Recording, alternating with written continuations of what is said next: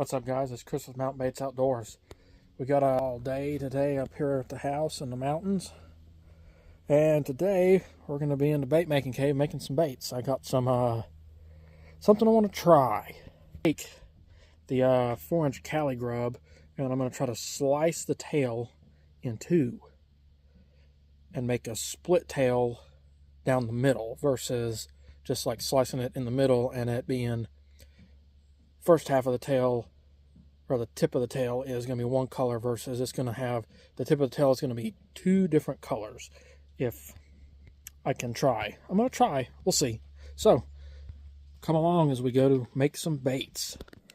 Okay, this is what I was meaning, is taking it, instead of cutting it, say, in the middle here, and having, I'm going to focus this half a different color and this half a different color. I'm going to try to split them. So say that this part over here is one color and this part over here is a different color.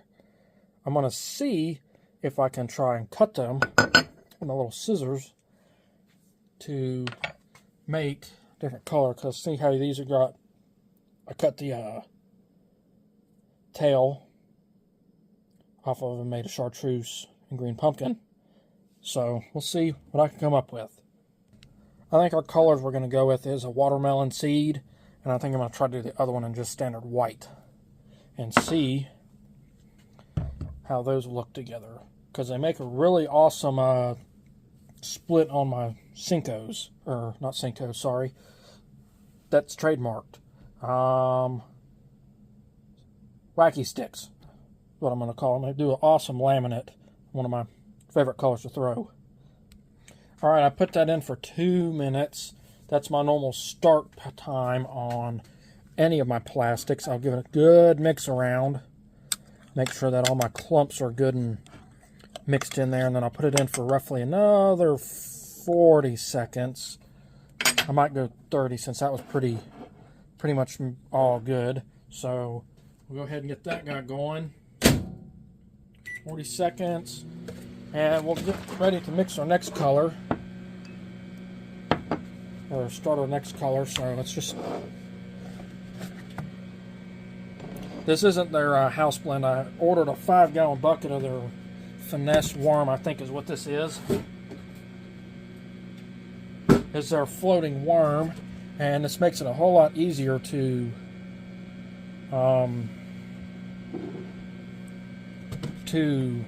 manage when pouring, versus just dipping a 1 cup or a 2 cup in the bucket and dribbling it all over the place.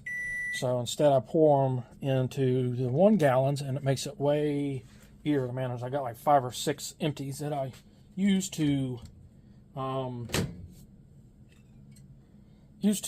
pour the 5 gallons into. Alright, that's looking good.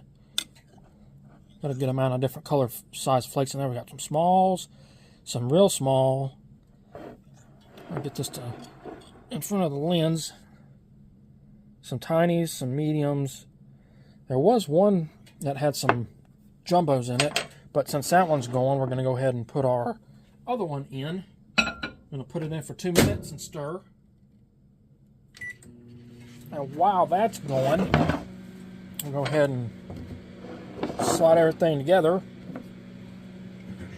and go ahead and pour. I'm going to mix real quick just so I get all that flake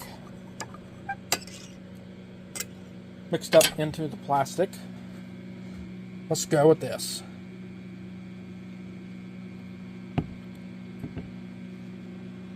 Fill it full.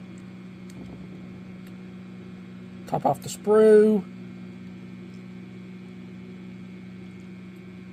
Sorry about the arm in the view. Trying a different camera angle. Since I got this new mic, this mount, my phone don't fit in the mount that it used to, since I got to plug it into a USB-C. So I just got this thing vice grip down to the old mount. So I will see when this is cooled, or when my next color is ready to be mixed, and I'll show you what I color-wise what I put in it, or how many drops of white I put in it. And we'll go from there. Alright, you see, I don't know if the camera will pick it up, but there's a white ring right through here. You want to make sure you get that really good and mixed up, because if you don't, your plastics will come out gummy and sticky, because see how it's still all goopy. You want to make sure all that's good and mixed together. So we'll go ahead and get a good mix on it, then we'll throw it back in for another 40 seconds, check it, and we'll throw it in the degasser. You don't want to cook it too long. That's why I like to do 40 seconds after I do a 2-minute, because if you throw it in for 3 minutes, mix it, then you throw it in for, say, another minute, you will have chances of burning it, and you do not want to do that. And the reason why I use the dead-on plastic for my baits and stuff is their plastic does not have the same smell as, say, like a Zoom plastic or Yums. How they got that real plasticky smell. These guys smell nothing like that, and it's wonderful. So you see how we got this nice bubbles on top. We'll throw it in the degasser because that's perfect. We'll throw it in the degasser, and I'll be right back when it's done degassing and show you the color. All right, well that's going over there in the degasser. Here is what they look like in the watermelon seed. Now I just realized that I'm not going to be able to do the split tail. I'm going to have to do the whole body too. So it's going to be a split body as well.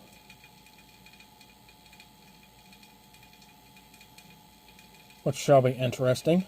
So I have to slice them down the middle and around the tip of the tail. So that's going to be fun. I don't know if I'm going to show that part on camera because that'll be a little bit time consuming. But I'll show you what it looks like when I get done after cutting them. Alright, that's what I had to do. The body and the tail would not sit in the mold. Every time I put it in there, it'd want to roll out like that instead of just sitting in there. So we're going to do that. We're going to go in and we're going to pour the white. I'm going to cut the white off because I want a watermelon seed body and go from there. So let's get to that white. Well, I had already started filling this full of my white, which I did 10 drops, and I realized that I wasn't recording the whole process of me mixing that and pouring it. So we already got the white in there. I'm not going back and editing that out. So you'll just get to see this next part, and then we'll do it once more so you get the full effect of what it looks like. But we got the green watermelon seed heated up again for our next batch, or for the bodies. So I put that in for a minute because it's been over 4 minutes since I started cutting on those and make those other colors, so it's kind of gelled up a little bit, but not the end of the world. Throw it in for 40 seconds, and this guy should be getting close, I think. I'm going to go a little earlier than normal. Let's open this up and see what it looks like. Hopefully this looks good.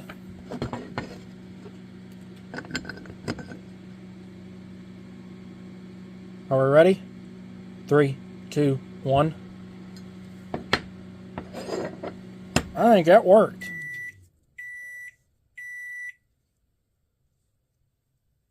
Shoot ya. That worked out good.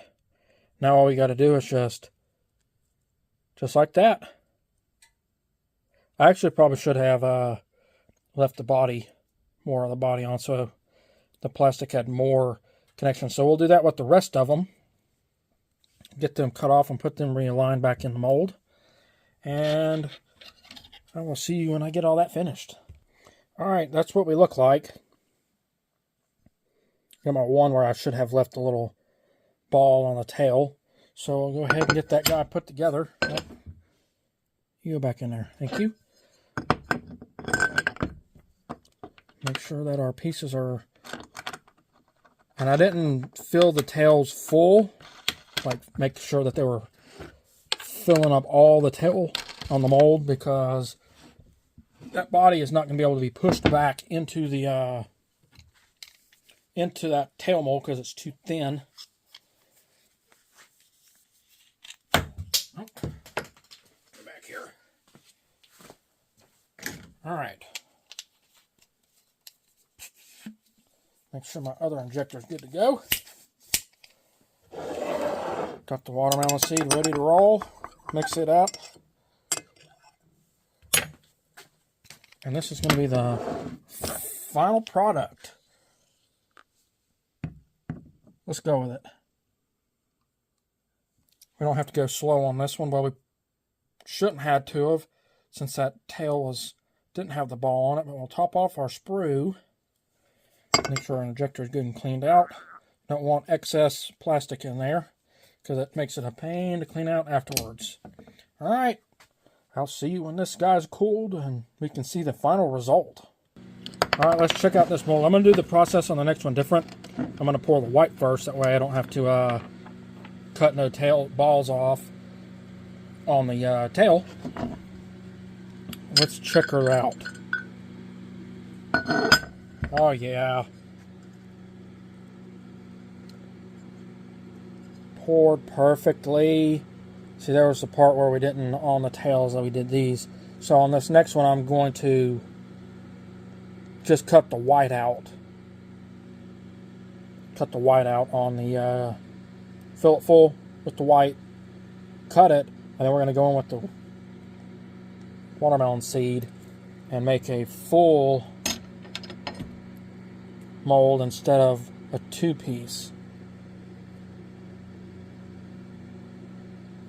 Not perfect. They don't have to be perfect. You can see there, split up into the tail. A little bit of flashing on that, but flashing can just be picked off as long as it's not too much. But yeah, I think those turned out perfect. Let's get this next one going. We'll go ahead and get the white poured in, since it just finished up. I don't really like reheating white. I like to use white once and then be done with it, because it tends to turn yellow after a certain amount of reheats. And I don't know why it turns yellow. Get them guys pulled off. That one had a little bit of a bubble in it, which I'm not too worried about.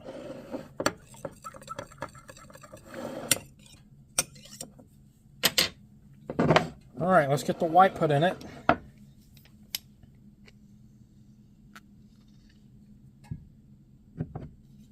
We'll go ahead, fill it full. There ain't no way that's full.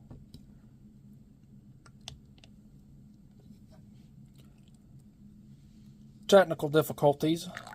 I guess maybe that was full. Oh, hit the camera. Sorry about that, guys. Didn't mean to give y'all a headache.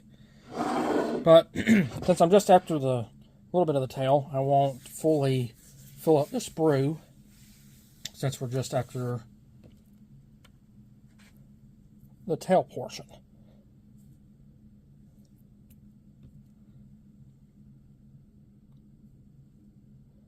I think that turned out good. Can't wait to throw that in the spring. Just throw it there in the spring. Hopefully you get some spotted bass on them. But we'll have to wait till spring to find out, because it's deer season now. You see that? That hole that goes down into that sprue? That's why you want to top them off, because that'll lead to air pockets in the tip of your baits. But since I'm just after the tails, it does not matter that there is the sprue was not topped off fully. So that's got enough time to cool.